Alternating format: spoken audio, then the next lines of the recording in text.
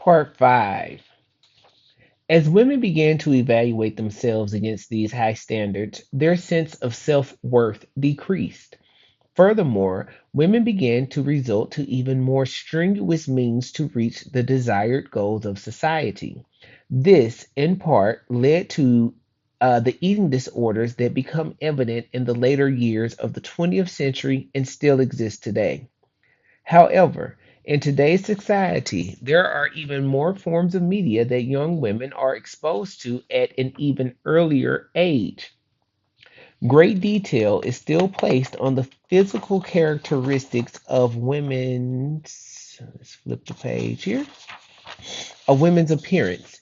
It is a constant battle for today's modern women to not be consumed by consumer goods. And she made a note. She said, very good closing sentence. I got a B on this paper. The notes say good overview, but lacking discussions of the specific ideas. I can't even read that.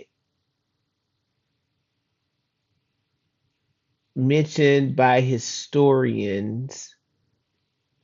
In other words, a bit too general and lacking in Wait, what is it? Specific. Wait, how do you say that? Specificity. Specific.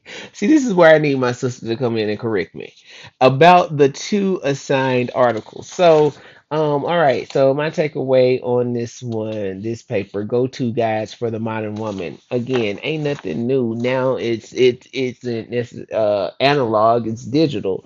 And again, if you're not careful, if you're not secure in who you are and why you're purchasing the products, and you're fully aware, and to think how far technology has advanced, and now